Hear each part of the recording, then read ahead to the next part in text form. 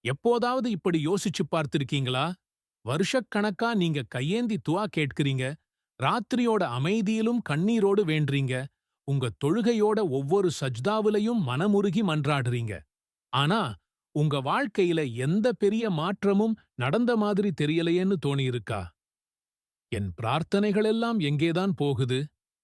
நான் கேட்கிற துஆ ஏன் வானத்தை கூட எட்றதில்லை?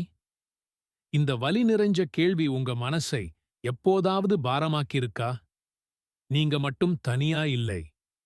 இன்னைக்கு பல முஸ்லிம்களோட மனசுல இருக்கிற ஒரு பொதுவான, ஆனா ரொம்ப ஆழமான கவலை இதுதான். நான் இவ்வளவு உருக்கமா கேட்டும் என் வேண்டுதல் ஏன் இன்னும் நிறைவேறல? இதுதான் அந்த கேள்வி. நாம கேட்கிற துஆக்கள் ஏன் உடனே பலன் தர்றதில்ல?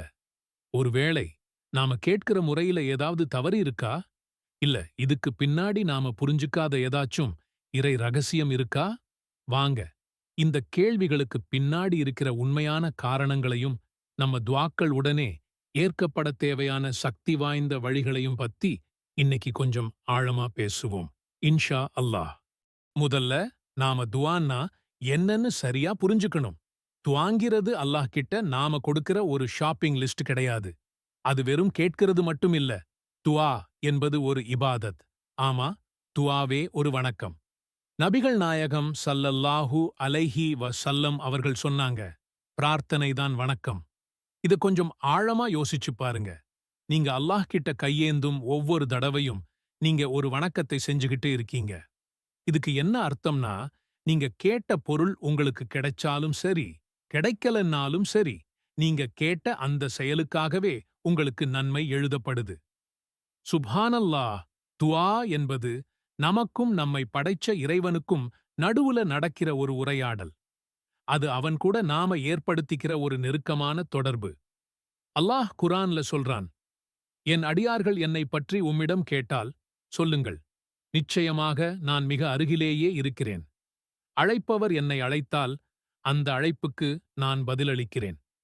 அதனால துஆவோட முதல் நோக்கமே அல்லாஹ் கூட பேசுறது. நம்ம பலவீனத்தை, நம்ம தேவையை அவன்கிட்ட சொல்லி சரணடைகிறது. அவன்தான் எல்லாத்தையும் கொடுக்கிறவன்னு நம்ம மனசார ஏத்துக்கிறது தான். இந்த கண்ணோட்டத்துல நீங்க துஆவ பாத்தீங்கன்னா, எனக்கு கிடைக்கல் என்ற விரக்தி உங்களை நெருங்கவே நெருங்காது. ஏன்னா, நீங்க கேட்டதன் மூலமா உங்க இறைவன்கிட்ட உங்க உறவை பலப்படுத்திக்கிட்டீங்க. அதுவே ஒரு மிகப்பெரிய பரிசு இல்லையா? இதுதான் ஒருவேளை மிக முக்கியமான, ஆனா நம்மில் பலர் கவனிக்கத் தவறும் ஒரு விஷயம். நம்ம வருமானம், நாம சாப்பிடுற சாப்பாடு, நாம போடுற உடை எல்லாமே ஹலாலான வழியில தான் வந்திருக்கான்னு நாம உறுதிப்படுத்திக்கணும். நபிகள் நாயகம் ஸல்லல்லாஹு அலைஹி வஸல்லம் அவர்கள் ஒரு மனிதரை பத்தி சொன்னாங்க. அவர் ரொம்ப தூரம் பயணம் செய்றாரு. அவரோட தலைமுடி எல்லாம் கலஞ்சு, உடம்பெல்லாம் புழுதியா இருக்கு. அவர் வானத்தை பார்த்து கைகளை உயர்த்தி, என் இறைவனே, என் இறைவனே என்று உருக்கமாக கேட்கிறார். ஆனா, அவரோட சாப்பாடு ஹராம், அவர் குடிப்பது ஹராம், அவர் உடுத்தியிருக்கும் உடை ஹராம், அவர் ஹராத்தாலேயே வளர்ந்திருக்கிறார். நபி ஸல்லல்லாஹு அலைஹி வஸல்லம் கேட்டார்கள், இப்படிப்பட்டவருக்கு எப்படி பதில் அளிக்கப்படும்? கொஞ்சம் யோசிச்சு பாருங்க. அந்த மனிதர் ஒரு பயணி, பயணிகளோட துஆ உடனே ஏற்கப்படும். அவர் கைகளை ஏந்தி கேட்கிறார், இது துஆவோட ஒழுக்கம். அவர் அல்லாஹுவுக்கு விருப்பமான யா ரப் என்ற பெயரால் அழைக்கிறார். இவ்வளவு தகுதிகள் இருந்தும் அவரோட துஆ நிராகரிக்கப்பட ஒரே காரணம் ஹராம். நம்ம ரத்தத்திலையும் சதையிலையும் ஹாராம் கலந்திருந்தா, அந்த அசுத்தமான உடம்புல இருந்து வர்ற பிரார்த்தனை எப்படி பரிசுத்தமான இறைவனை அடையும்? நாம சம்பாதிக்கிற ஒவ்வொரு ரூபாயும் ஹலாலா? வட்டி மாதிரி கொடிய பாவங்கள்ல நாம ஈடுபடுறோமா? நம்ம தொழில் நேர்மையா இருக்கா? இதையெல்லாம் நாம நமக்கு நாமே கேட்டுக்கணும். நம்ம உணவுல பேணுதல் இல்லைன்னா, நம்ம துஆவுல பலன் இருக்காது. நம்மில் பலருக்கு இருக்கிற பெரிய பிரச்சனை இதுதான். இன்னைக்கு துஆ செஞ்சுட்டு நாளைக்கே அது நடக்கணும்னு எதிர்பார்க்கிறோம். ஒரு வாரம், ஒரு மாசம் கேட்டுப் பார்க்கிறோம். பலன் இல்லைன்னா, போதும் அல்லாஹ் என் துஆவை ஏத்துக்கல என்று நாமே முடிவு செஞ்சுட்டு துஆ செய்றதையே விட்டுடுறோம். நபிகள் நாயகம் ஸல்லல்லாஹு அலைஹி வஸல்லம் அவர்கள் சொன்னாங்க, உங்களில் ஒருவர் அவசரப்படாத வரை அவரது பிரார்த்தனை ஏற்கப்படுகிறது. நான் கேட்டேன், ஆனால் எனக்கு பதில் கிடைக்கவில்லையே என்று அவர் சொல்வதுதான் அவசரப்படுதல். ஒரு விவசாயி விதையை விதைச்சிட்டு அடுத்த நாளே அறுவடைக்கு வரமாட்டார். அவர் நிலத்தை உழுது, தண்ணி பாய்ச்சி, உரம் போட்டு பொறுமையா காத்திருப்பார். துஆவும் அப்படித்தான். நாம அல்லாஹ் கிட்ட கேட்டுட்டு முழு பொறுப்பையும் அவன்கிட்ட ஒப்படைச்சிட்டு பொறுமையா இருக்க கத்துக்கணும். சில சமயம் அல்லாஹ் நம்ம பொறுமைய சோதிக்கலாம். நம்ம நம்பிக்கையோட ஆழத்தை பரீட்சை செய்யலாம். அந்த சோதனையில நாம பொறுமையா நின்னு தொடர்ந்து கேட்டுட்டே இருக்கும்போது அல்லாஹ் நம்ம மேல இன்னும் அதிகமா பிரியப்படுவான். அதனால எக்காரணம் கொண்டும் அவசரப்படாதீங்க. என் இறைவன் என் துஆவை நிச்சயம் ஏற்பான் என்ற முழுமையான நம்பிக்கையோடு தொடர்ந்து கேளுங்க. ஒரு பாத்திரத்துல ஓட்டை இருந்தா அதுல எவ்வளவு தண்ணி ஊத்துனாலும் நிக்குமா? நிக்காது. அதே மாதிரிதான் நம்ம வாழ்க்கை பாவத்தால நிரம்பி இருந்தா நாம கேட்கிற துஆங்கிற அருள் நம்ம கிட்ட எப்படி தங்கும்?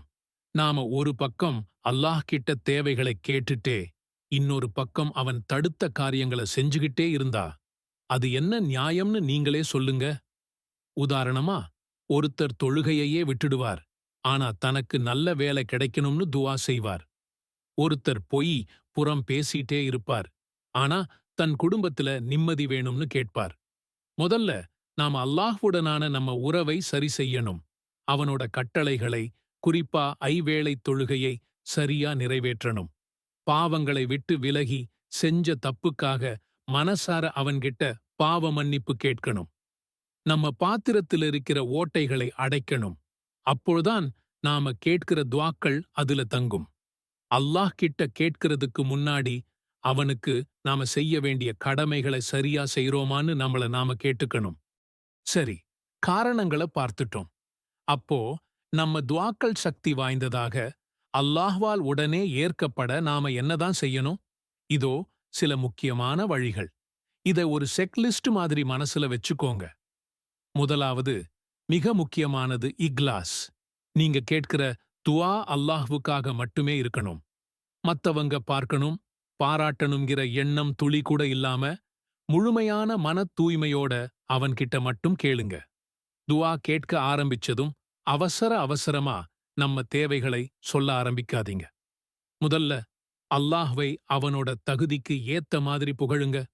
அல்ஹம்துலில்லாஹ், சுப்ஹான் அல்லாஹ்னு சொல்லி அவனோட கருணையை, பெருமைகளை நினைச்சுப் பாருங்க. அதுக்கப்புறம் நம்ம உயிருக்கும் மேலான நபி முஹம்மது ஸல்லல்லாஹு அலைஹி வஸல்லம் அவர்கள் மேல ஸலவாத் சொல்லுங்க. துஆவோட இறுதியிலையும் மீண்டும் அல்லாஹ்வை புகழ்ந்து நபி மீது ஸலவாத் சொல்லி முடிங்க.